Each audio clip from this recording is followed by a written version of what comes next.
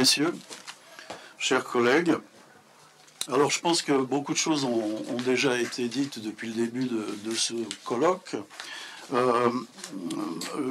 Mon intervention va se focaliser en fait sur les potentialités et les réalités des dynamiques actuelles en Afrique, avec le jeu, je dirais, prospectif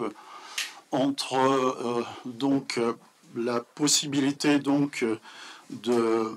tomber dans le piège, je dirais, pour les nouvelles élites africaines, ou bien les élites qui sont en gestation dans l'écueil d'une forme de néo-dépendance,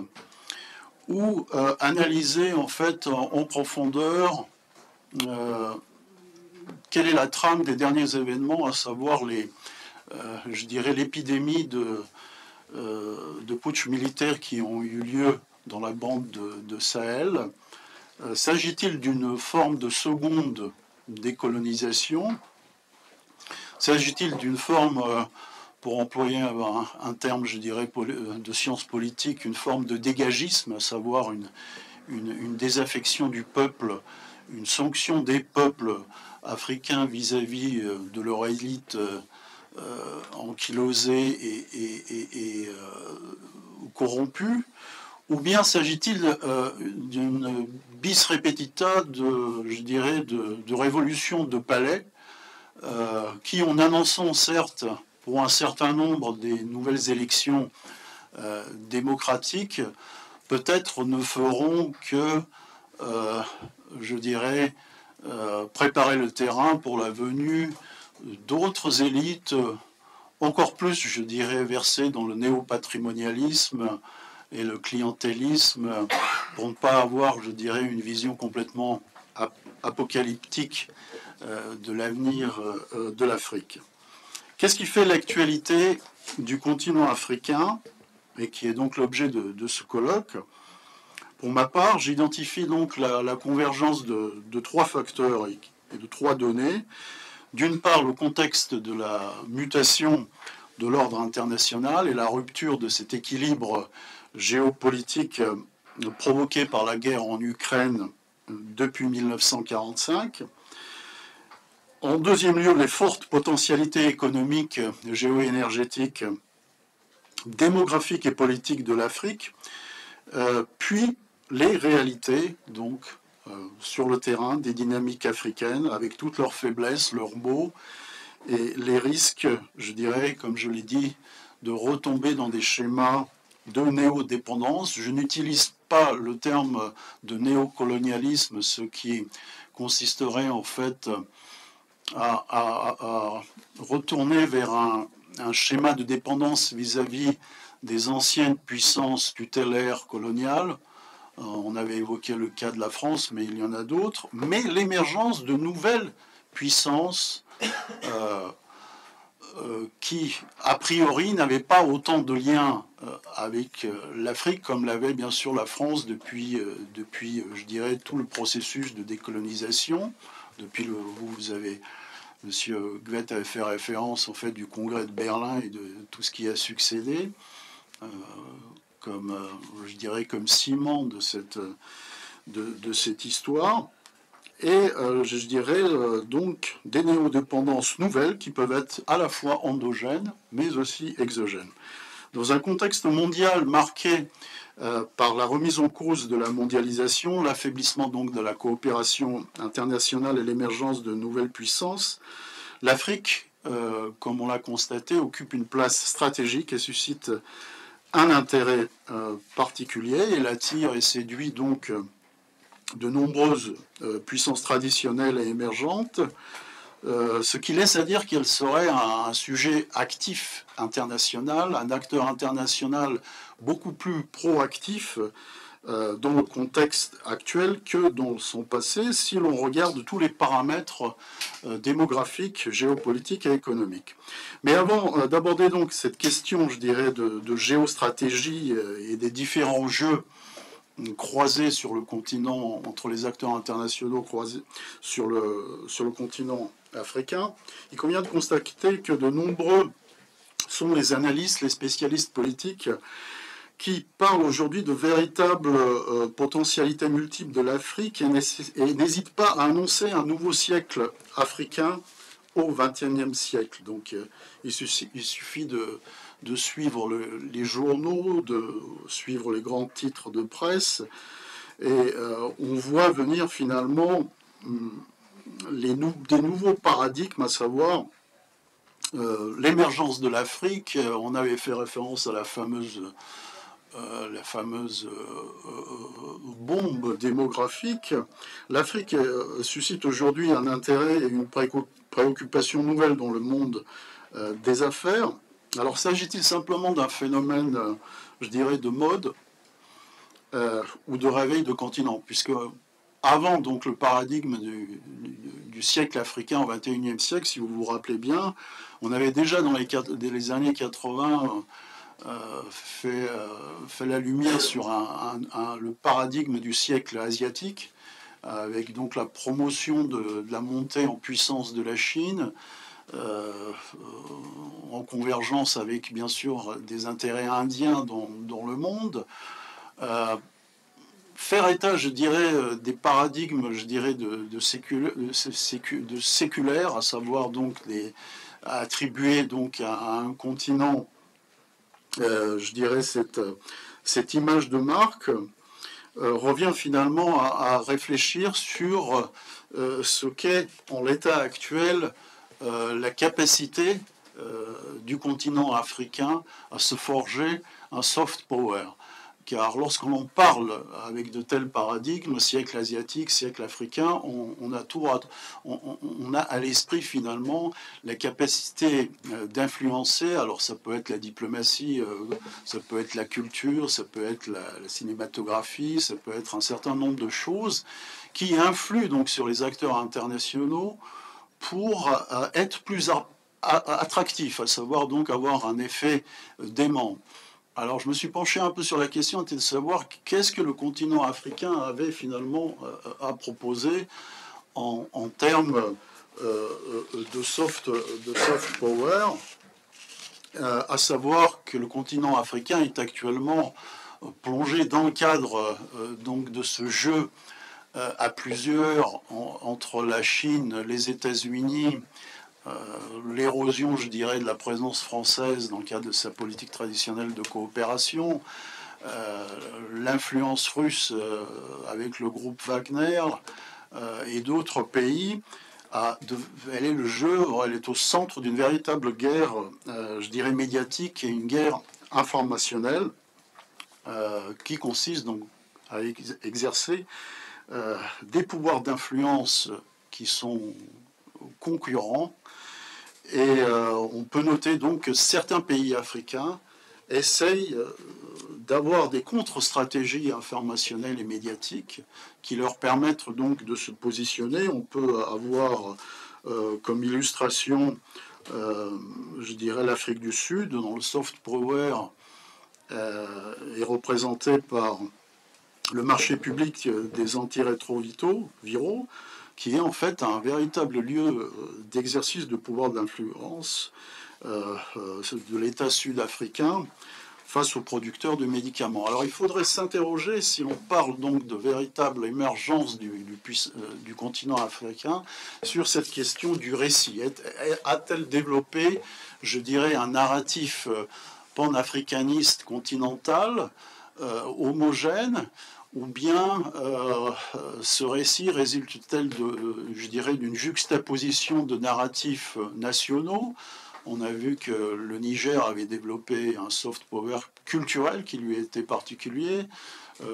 D'autres pays africains essayent de suivre la même voie au niveau culturel, mais je ne suis pas certain qu'à l'heure actuelle, on puisse véritablement identifier cette capacité, je dirais, pour le continent africain, d'articuler un soft power cohérent, identifiable, qui permettent d'être une force, je dirais, d'attractivité, une force, non pas seulement une force, je dirais, de potentialité en matière d'investissement étranger, mais de véritables projections, je dirais, dans le monde. Alors, quand on pense à l'Afrique pour les décennies à venir, on la pense en termes, bien sûr, de révolution démographique. Comme il y a eu 3 révolutions démographiques, je dirais, dans le cadre de la science démographique, on voit que finalement, avec les nouvelles estimations au XXIe siècle, qui indiquent une augmentation comprise entre 71 et 79 de la population mondiale, on se situerait donc vers, je dirais, à un chiffre de 9 milliards de la population mondiale qui s'est accrue près dans un demi-siècle, et puis avec une baisse de natalité surtout, et une tendance au vieillissement des vieux continents comme le continent africain. La démographie africaine, je ne vais pas y revenir parce que notre collègue ici a fait un aperçu, je dirais, assez consistant. Ce qu'on pourrait dire, c'est qu'il y a véritablement des débats sur cette poussée de la jeunesse, je dirais, du phénomène qu'on appelle en anglo-saxon le youth bludge. On sait que finalement que la croissance démographique du continent africain sera en fait une poussée de la population exponentielle entre 16 et 20 ans, et que cela peut constituer, à défaut d'être, je dirais, suffisamment canalisé, suffisamment suivi, de constituer de véritables à long terme de facteurs de déstabilisation. On a vu combien cette poussée de la population, des populations jeunes, a été constitutif des mouvements de contestation des printemps arabes, qu'il y a aussi une poussée, je dirais, quoi qu'on en dise, en fait, des fameuses, je dirais, migrations intra-africaines, la possibilité donc d'une poussée, d'une volonté d'immigration de ces populations jeunesse qui seraient, ne faisant pas partie de la population active, étant vouées, je dirais, à une précarité existentielle et sociale, seraient beaucoup plus tournées à migrer vers le nord. Bon, mais enfin, plutôt que de s'en remettre à une vision, je dirais, pessimiste, un peu décadentiste du type spenglérien, on peut considérer en fait que la réflexion sur l'Afrique de demain devrait beaucoup plus s'imprégner d'une démarche en termes effectivement de potentialité, à l'aide de ce que l'historien Arnold Toynbee appelait la dialectique du défi et de la riposte. Alors Toynbee avait analysé les civilisations en termes donc de défis. Il a fait en fait il a constitué une théorie qui consistait à voir, nonobstant la composition démographique des civilisations, il considérait qu'une civilisation pouvait être émergente et puissante que dans la mesure où elle répondait à un certain nombre de défis. C'est ce qu'on a donc la dialectique de la riposte et du défi. Je dis ça parce que c'est effectivement, on pourrait avoir donc mettre en exergue la menace du nombre, donc cette croissance démographique de population jeune, la menace, comme on avait fait je dirais dans les années 70 avec Alain Perfit, le fameux Péril jaune, avec donc son livre sur quand la Chine se réveillera. Actuellement, on parle de péril noir, en fait, qui consiste donc à articuler un peu cette menace. Mais on pourrait en fait renverser en fait la question, poser la question qu'est-ce que cette jeunesse peut apporter au niveau intérieur, au niveau de leur propre, je dirais, de leur propre habitus,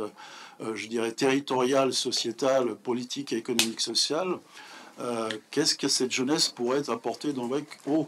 je dirais, au développement durable et endogène de leur propre pays.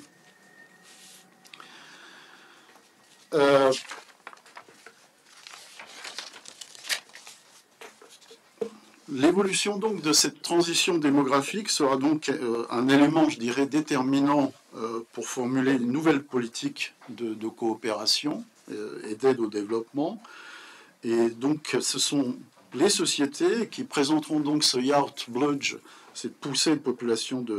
cette population jeune, plus évident, se trouveront majoritairement, on peut les localiser en Afrique subsaharienne, mais aussi si on prend en parallèle donc les autres macro-régions du monde, en Asie du Sud-Est, au Moyen-Orient et dans les îles Pacifiques. Alors bien entendu, on pourrait dresser la liste de tous les mots, on les a évoqués, de tous les mots qui sont un obstacle au développement donc africain. On ne va pas évoquer les thèses développementalistes, les thèses de la modernisation de Seymour Lipsey ou Edvard Schill qui considèrent que finalement la démocratie est un produit du développement démographique. Mais on peut s'interroger sur un des facteurs, et le général Carter l'a très très bien mis en lecteur, l'un des principaux, je dirais, obstacles au développement des pays africains est une guerre systémique et pandémique. Donc cette permanence de la guerre qui constitue en quelque sorte la caractéristique des temps longs de l'histoire du continent africain et l'absence d'une paix durable qui par essence est structurante. En effet, depuis l'indépendance donc de la plupart des pays africains de 1956 à 1975, il est pratiquement presque impossible de répertorier donc le nombre et la nature de tous les conflits, allant des conflits interétatiques, des conflits asymétriques de tendance irrégulière, aux guerres tribales, aux guerres donc criminogènes. Je dirais que l'éventail est extrêmement large, et c'est pourquoi la consolidation, je dirais, du type de modèle, je dirais, d'État-nation à la française qui a été importé en quelque sorte comme un prêt-à-porter politico-institutionnel après la décolonisation, la consolidation de ces États africains était vouée à l'échec, même si en parallèle il y a eu, je dirais, des poussées d'industrialisation et des progrès qui ont été faits indéniablement. Je reviendrai un peu sur le facteur polémogène. L'un des plus grands polémologues, Gaston Boutou, avait montré que finalement la guerre, les conflits, étaient producteurs aussi de structures démo-économiques particulières, mais particulièrement criminogènes et explosives, et que la guerre en Afrique était considérée comme le plus, je dirais, périodomorphe de tous les phénomène. Alors sur le plan géopolitique, je vais aller assez vite. On a tous évoqué donc ce moment africain, à savoir l'Afrique au cœur d'une concurrence internationale rude et acharnée entre la Chine, la Russie et d'autres pays qui essayent de se placer sur le terrain, je dirais, sur le marché non seulement des ressources énergétiques, les fameuses terres rares aussi sont importantes, avec tous les métaux précieux qui sont consubstantiels à la construction, je dirais, de smartphones, etc., et qui sont extrêmement convoités par les États occidentaux. L'uranium au Niger, on pourrait penser que finalement les passations de pouvoir assez violentes ont aussi, je dirais, un narratif géoéconomique. Ce qu'on peut constater qu'il y a, le continent africain est en proie à des ruptures en cascade depuis des décennies, et que les élites dirigeantes n'ont pas su tirer, je dirais, profit donc des successives révolutions post-coloniales qui tendaient donc à avoir à consolider une émancipation politique. On pourrait dire aussi que les acteurs internationaux sont impuissants et incapables de faire respecter des normes anti-coup d'État, puisque tous ces coups d'État ont été plus ou moins, je dirais, une divine surprise lorsqu'on a suivi un peu les médias au Niger, au Mali, au Gabon. On voit qu'il y a eu une inertie, je dirais, des États occidentaux vis-à-vis donc de ces putschs, mais finalement l'ensemble de ces je dirais, la structuration et le discours de ces putschs militaires renvoie à une autre alternative qui est en train de se cristalliser, que j'appellerais parallèlement au panafricanisme, un discours, je dirais, souverainiste et national populiste de nombreux officiers. Il ne faut pas oublier aussi que ces putschs militaires ont reçu l'assentiment, un appui des populations qui y voient un levier de transition générationnelle au niveau des pouvoirs qui se sont étaient au moins durant des décennies par un certain nombre de dynasties. Donc il ne faut pas non plus, je dirais, sous-estimer, je dirais, l'avenir politique de ces putschs militaires. En conclusion, l'Afrique est aujourd'hui au centre, donc, comme j'ai dit, de ces nombreuses tensions qui rejaillissent négativement sur l'Afrique au niveau de la déstabilisation de sa, je dirais, de la bonne gouvernance traditionnelle intégrée dans le système monétaire international avec le FMI, etc. Et que les Africains réfléchissent à une diversification de stratégies, de voies d'émancipation alternatives qui vont donc du panafricanisme intégré jusqu'au néo-souverainisme, qui peuvent dégénérer avec des expériences vers le syndrome du militaria classique, hein, qui peuvent avoir sans aucun lendemain une actualisation politique sur le terrain d'élection. Mais on peut penser que finalement, c'est quand même précisément sur la base d'une démarche continentale qui serait en mesure de se construire un narratif africain, une soft power, j'en reviens donc à mon introduction, attractif et affluent, afin de légitimer la nécessité d'émancipation et de souveraineté des pays africains à travers un modèle de développement endogène à la fois stable et durable. Merci. Je vous remercie.